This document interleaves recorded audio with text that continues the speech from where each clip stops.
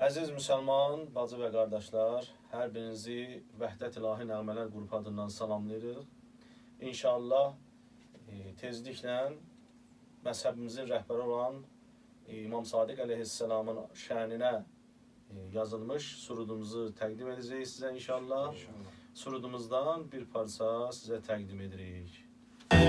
Ya Cəfər Sami, Ya Cəfər